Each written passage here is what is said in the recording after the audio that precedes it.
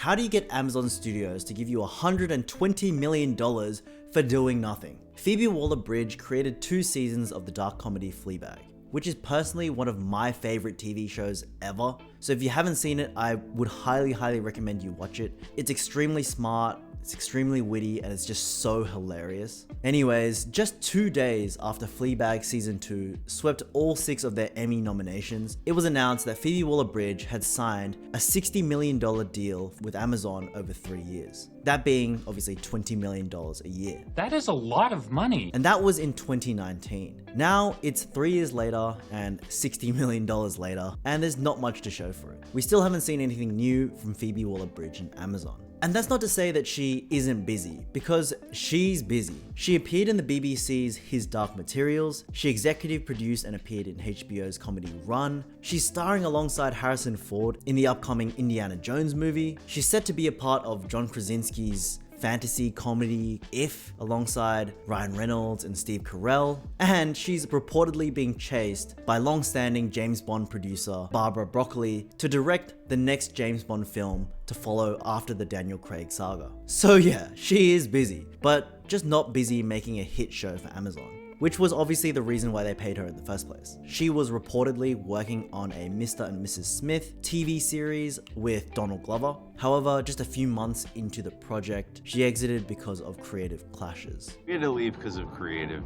differences. The one project that she currently is in the writer's room for is a TV adaptation of Tomb Raider, which just doesn't sound that exciting to me. I mean, Phoebe Waller-Bridge has clearly shown that she has original and fresh ideas. It just seems like such a waste to be just trying to use her smart ideas and perspective and just reapplying it to reused IP over and over again. I'd rather see something new. And of course, you're probably thinking, what does it matter that she's in the writer's room working on some show that's not anywhere near done and is not going to come out anytime soon when her 3-year deal is up? Well, Amazon clearly isn't deterred by the lack of output over the last 3 years, and instead they're doubling down, giving her another $60 million over the next 3 years. That's a total of $120 million over 6 years. That is a lot of money. She's basically on a very decent NBA player's contract. She's on a starter's salary. She's not a superstar on a max salary, but she's making a decent chunk of change. But the main difference here is that she's allowed to work on other things, whereas NBA players can't go play in another league, or they just can't play for other teams at the same time. She's able to go out and work with whoever she wants and make money from it. She isn't just tied down to one team in a sense. But I guess Amazon just views this as more of an investment, and that it'll eventually pay off for them. Which I hope it does, but if you really think about it, $120 million for Phoebe Waller-Bridge's input on a Tomb Raider series. Like, that's not even including the budget for the actual filming of the series, like the cast, the crew, the production, like none of that. That's $120 just to Phoebe Waller-Bridge for her ideas and time on the project.